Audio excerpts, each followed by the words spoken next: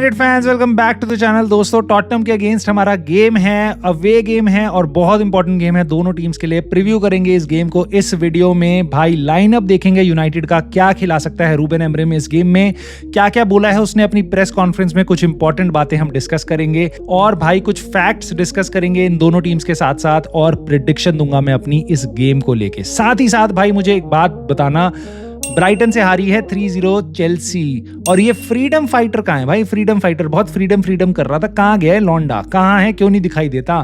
खैर इसको छोड़ो और बात करेंगे थोड़ी सी इंजरीज से रिलेटेड, बाकी क्लब्स की जो चल रही हैं, हमारी भी हैं, उसके बारे में बात करेंगे, बाकी क्लब्स की भी बात करेंगे। एक इंटरेस्टिंग पीस है उसको डिस्कस करेंगे। साथ ही साथ दोस्तों सबसे बड़ी खबर, यूनाइटेड के फैंस प्रोटेस्ट शुरू कर चुके हैं, उसके बारे में बात करेंगे इस वीडियो में। सो आपको काफी इंटरेस्टिंग लगेगी ये वीडियो, आई होप। और अगर लगे तो प्लीज लाइक कर देना वीडियो को, सब्सक्राइब कर लेना चैनल को, ताकि आप कोई भी कंटेंट मिस ना करो। सो दोस्तों सबसे पहले तो मैं आपको एक इंटरेस्टिंग पीस दिखाता हूं, ये आपका लाइनअप। ये लाइनअप के साथ मैं जाऊंगा, डिस्कस कर लेते हैं इसको। आंद्रे ओनाना गोलकीपर होगा बाय डिफॉल्ट। देखना चाहूंगा मैं बेंडीर बेंच पे हो, पिछले गेम में वो बेंच पे भी नहीं था। I hope everything is fine with him और वो बेंच पे हो।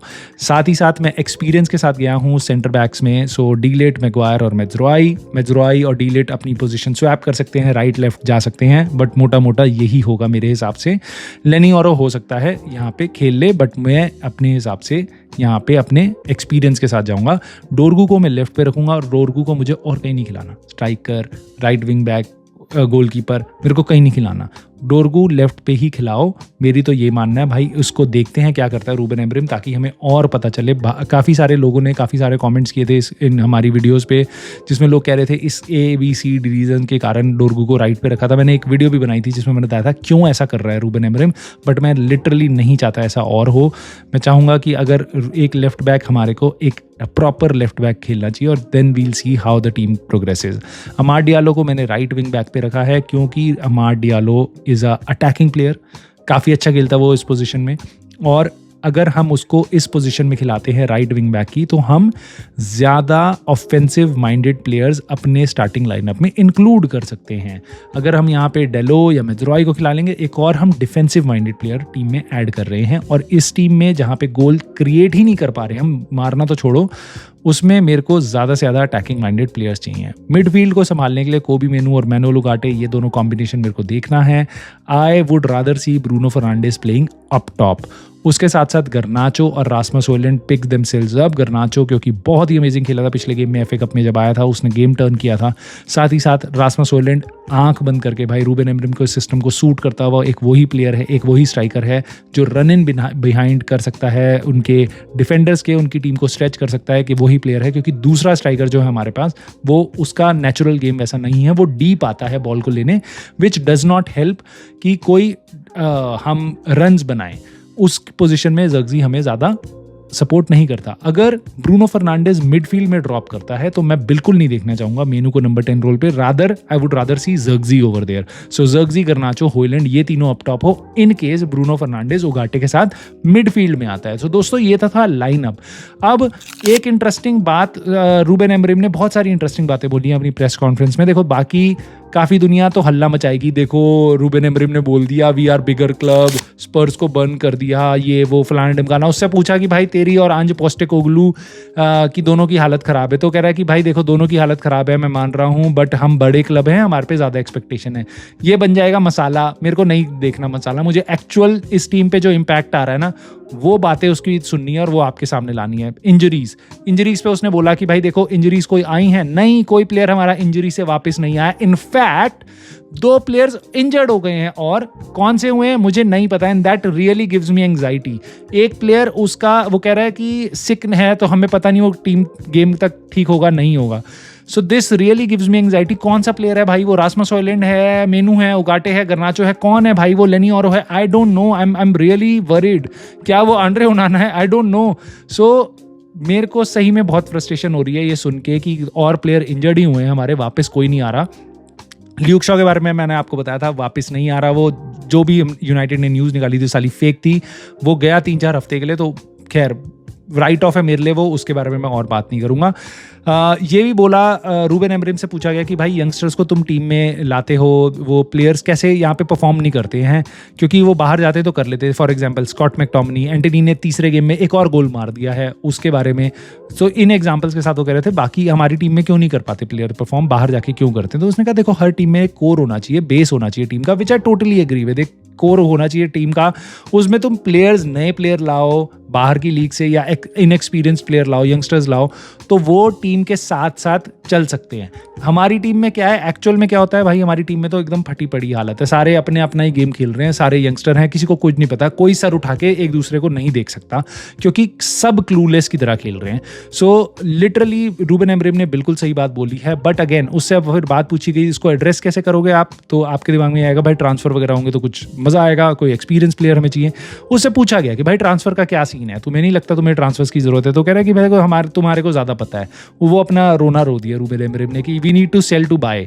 सो मेरी बस यही गुजारिश है इनियोस से कि भाई तू कुछ कर ना कर, तू कम से कम रूबेन एमरिम से ना अलावा और लोगों को भी लाओ, जो ट्रांसफर के क्वेश्चंस उनसे डील कराओ। जो तुमने प्लेयर रखे, जो हमने बंदे रखे हैं, जेसन विलकॉक्स, उमार बराडा, इन सबको लाओ, या सर डेव बिलफर्ड जो 2 साल से स्ट्रेटेजिक रिव्यू ही कर रहा है, सर जिम रैटक्लिफ खुद आके आंसर करे। मैं रीजन उसका बताता हूँ क्यों। रूबेन एमरिम आपका अभी फैंस की एजिटेशन टर्न हो जाएगी उसके अगेंस्ट, उसी से पूछा। फैंस फ्रस्ट्रेट हो रहे हैं, परफॉर्मेंसेज नहीं आ रही हैं, ट्रांसफर की बात तुम रूबेन एमरिम से ही पूछते हैं प्रेस वाले, और वो ही आंसर करता है।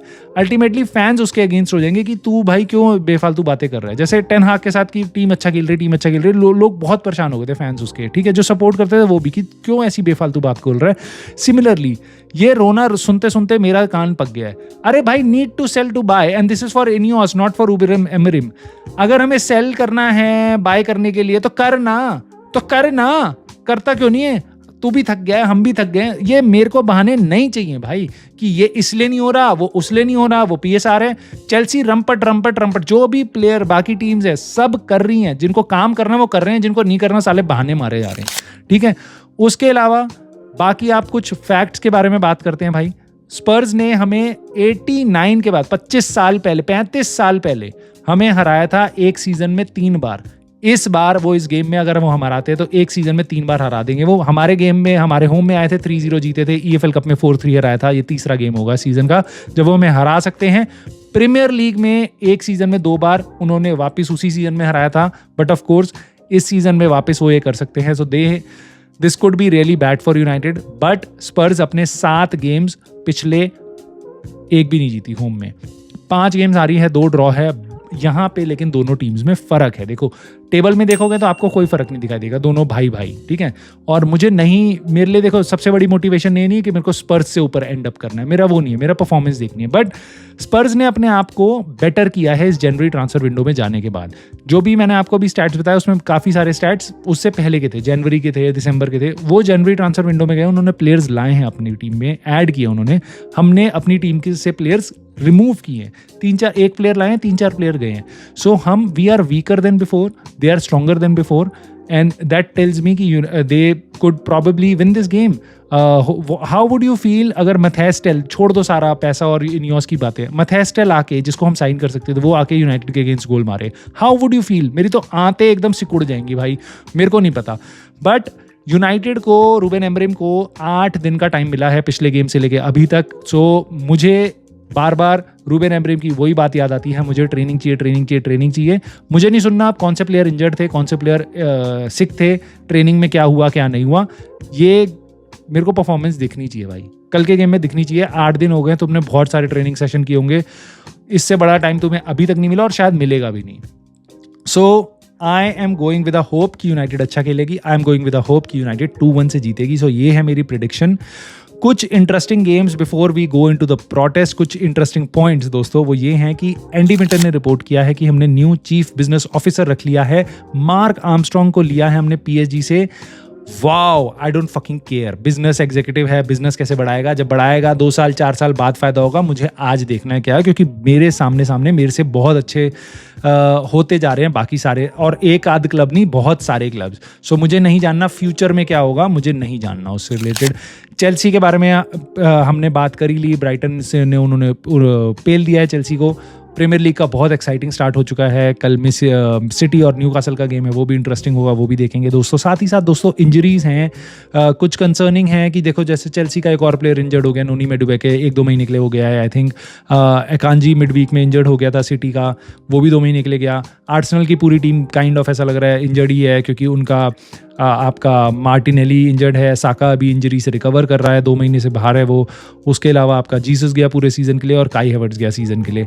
सो ये सब देख के मन में बस एक ही ख्याल आता है, क्योंकि बाकी और क्लब्स भी इसी से स्ट्रगल कर रहे हैं। स्पर्स हो गया, यूनाइटेड हो गया, ब्राइटन हो गया, न्यूकासल हो गया, सारे कर रहे हैं। लिवरपूल का क्या है भाई? लिवरपूल कौन सा च्यवनप्राश खा रही है, मेरे को समझ नहीं आता। और अगर ऐसे किसी की तारीफ करने से नज़र लग जाती है तो आई डोंट केयर, लग जाए भाई। बट साले बिल्कुल ना फॉर्म ड्रॉप हो रही है, ना गेम ड्रॉप हो रहा है, ना इंजरीज हो रही है। बहुत ही अमेजिंग सीजन चल रहा है भाई। लॉन्डे की किस्मत पे का राजा है आर्ने स्लॉट जिसका नाम है। दोस्तों अब एक इंटरेस्टिंग बात जो यूनाइटेड फैंस के रू में काफ़ी घूम रही है कि भाई हम कुछ कर क्यों नहीं रहे। ये इनियोस का जितना भी हमने ड्रामा देखा है पिछले कुछ टाइम में, हम कुछ कर क्यों नहीं रहे। सो दोस्तों बहुत सारे हमारे फ़ैन ग्रुप्स हैं दोस्तों, बहुत सारे कुछ ऐसे ग्रुप्स हैं जैसे MUST करके है, मस्ट कहते हैं उनको, मैनचेस्टर यूनाइटेड सपोर्टर्स ट्रस्ट। ये प्रोटेस्ट वगैरह नहीं करते हैं, ये सबसे बड़ा मेरे ख्याल से ऑर्गेनाइजेशन है और काफ़ी टाइम से काफ़ी इन्होंने काम किया है फैंस की आवाज़ उठाने में। बट मोटी मोटी अनफिल्टर्ड बात करूँ, इनसे ये कुछ ज़्यादा कुछ एक्ट नहीं कर सकते। दे कांट डू मच, ठीक है। एक और ग्रुप है 1958 करके, वो कुछ टाइम पहले ही बना था। उन्होंने वो प्रोटेस्ट किया था जिसके कारण लिवरपूल का गेम कॉल ऑफ हुआ था, विच वॉज ह्यूज। सो वो एक फोरम है, एक फ़ैन क्लब है 1958। वो एक और सुनने में आ रहा है प्रोटेस्ट कर रहे हैं और they are getting really active.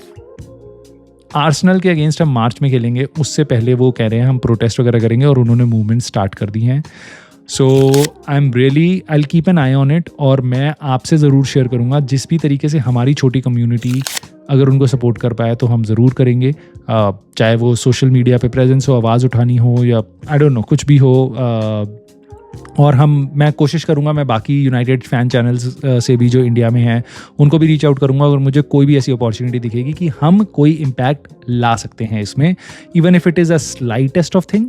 मैं वो चींटी ज़रूर बनना चाहूँगा जो एक छोटा सा शुगर का दाना लेके अपनी जगह पे रखती है ताकि पूरी कम्युनिटी सर्वाइव कर पाए। तो मैं वो चींटी का दाना ज़रूर बनूंगा। क्या आप बनना चाहोगे वो? Let me know in the comments. अपना प्रेडिक्शन ज़रूर देना, क्योंकि ये this is really important. We really need to get these Glazers and INEOS fuckers out of this club. और लेट्स सी क्या होता है। आप इस चैनल से ज़रूर बने रहना भाइयों, लाइक कर देना, सब्सक्राइब कर लेना, कॉमेंट करके अपने थॉट ज़रूर बताना। And I will see you soon in the very next video.